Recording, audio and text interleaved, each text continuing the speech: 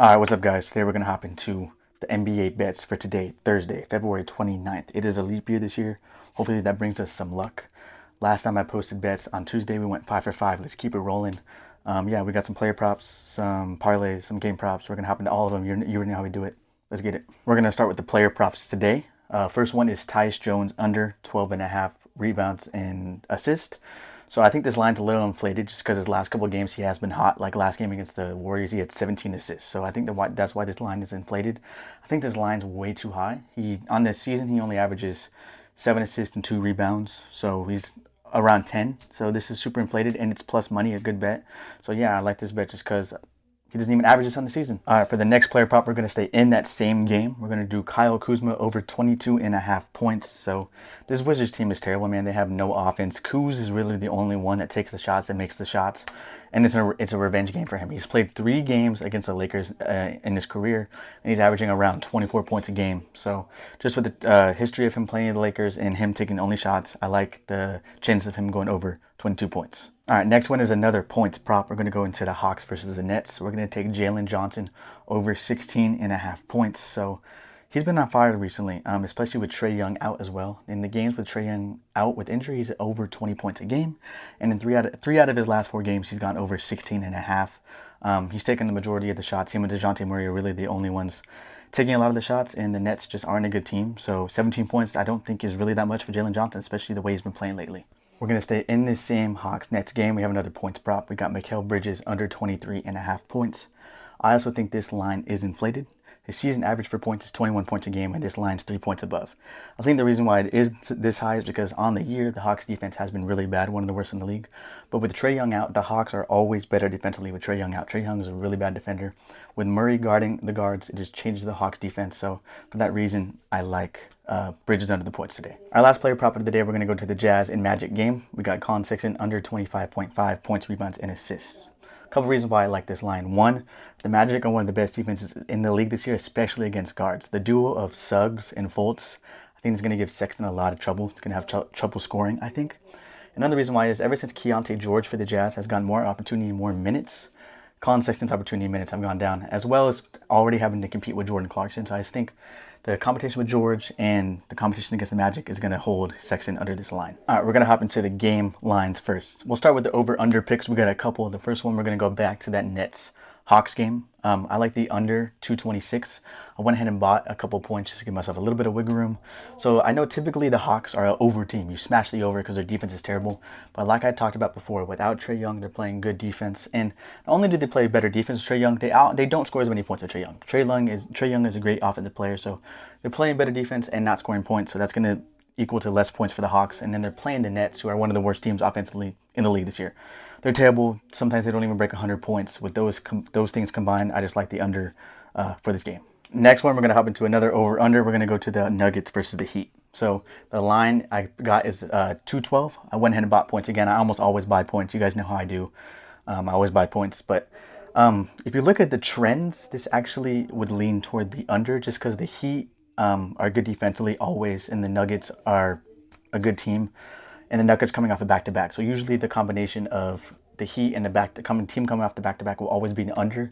The reason I'm going over on this is because not only are the Nuggets coming off a back-to-back, the Heat are also on a road trip. They're on a West Coast road trip. So I think both defenses are going to be a little lazy, a little tired, which equals more points. And 212 is a low line. It's a really low line. So because it's a low line, I think both defenses are going to be tired. I like the over for this game.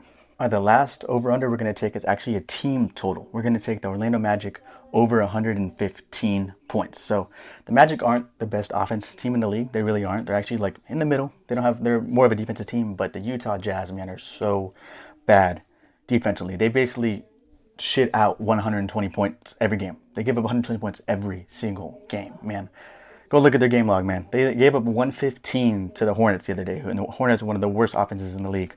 This is just a matchup play. The Magic against one of the worst defenses in the league. That's why I think the Magic are going to go over 115. It's not even that high of a line either. All right, now we're going to hop into our spread picks. First one, we're going to go back to the Heat-Nuggets game. I'm going to take the Heat +6. So I know the Nuggets are a way better team roster from up to down than the Heat, but the Nuggets are coming off a back-to-back, and I don't like backing teams coming off back-to-back. I usually just never do it. And two, the Heat are on fire right now. The Heat have covered in almost every game in the last couple of weeks. The Heat do this every year, man. They start slow. After the All-Star break, they turn it on, and they turn on the playoffs. They've been doing it every year ever since Butler went there, you know? Butler's back from suspension, so that's good. And also, man, I think the Heat just want revenge, you know? They lost this team in the finals. I think Butler's going to take it personally. I think this game's going to be close. I think the Nuggets do win, but I think it's going to be a close game. So that's why I like Heat +6. All right, next one, we're going to go back to that Magic Jazz game. I'm going to take the Magic -5. I bat the Magic almost every game. They're the number one team against the spread this year. Literally the best team against the spread. They cover more than anybody else in the league. I just mentioned before the Jazz defense is terrible. I just think the Magic are going to be able to do what they want against this team. I really do. Easy. No explanation needed, really. All right, next spread pick, we're going to go back to the Hawks next. Hawks versus Nets. I'm going to take the Hawks +3. I do not understand why the Hawks are underdogs in this game. It does not make sense to me. The Hawks are a way better team. I get their records are similar, but the Hawks roster is way better, and they play way better chemistry-wise. Like I mentioned before, the Nets offense is terrible. They struggle to score 100 points against any defense, let alone this Hawks defense that has been playing better lately. And I just think the Hawks with DeJounte Murray and Jalen Johnson are just better offensively skilled than the Nets as well. I would take the Hawks if they were favored, let alone underdogs. This is a smash bet. All right, last spread pick, we're going to go to the Warriors versus the Knicks. I got the Warriors -3. So this is kind of a tale of two teams. The Knicks were hot pre-All-Star break, and now they're kind of cold. They've been dealing with a lot of injuries. That's the main reason why. And the Warriors are the opposite. The Warriors were kind of cold, and now they've been hot, man. The chemistry has been good. Ever since Klay Thompson's gone on the bench and Chris Paul's come back, they've been playing really, really good. I just think because the Knicks are so injured, Jalen Brunson might not even playing this game. They just don't have a lot of offensive or defensive talent with all these injuries. Jalen Brunson's still a dog. He's still good. But I just think the offensive talent of the Warriors is just going to give the Knicks problem with all those injuries. So that's why I like this -3 for the Warriors. All right, now we're going to hop into the parlays. So we'll get the first one out of the way. The first one's a spread parlay. I already talked about all three of these games. We got the Magic spread, the Warriors spread, and the Hawks spread. I already gave an explanation. These are my favorite 3 spread picks that I picked. I think this is a lock. I usually don't say parlays are a lock because parlays are hard to hit, but I really do like this parlay. Really good odds as well. Really, really good odds. Put it in. All right, next we're going to go to a moneyline parlay. If you guys have been following me for a while, you know I love these moneyline parlays. I hit these almost every time. We got the Bucks versus the Hornets, the Magic versus the Jazz, which we already talked about, the Thunder versus the Spurs, and the Suns versus the Rockets. So I'm not going to talk about the Magic one. The Bucks are playing the Hornets. They just destroyed them like 2 days ago. So this is an easy win. The talent offensively and defensively is just way better for the Bucks. I don't have to explain. The Suns versus the Rockets. The Suns actually just lost the Rockets, like, I think Sunday. They're not going to lose 2 times in a row, man. They're not going to lose 2 times in a row. It's not going to happen. D-Book had a slow game. It's not going to happen again. They should easily beat the Rockets. The line's at -8.5. It's a big line. Should be easy.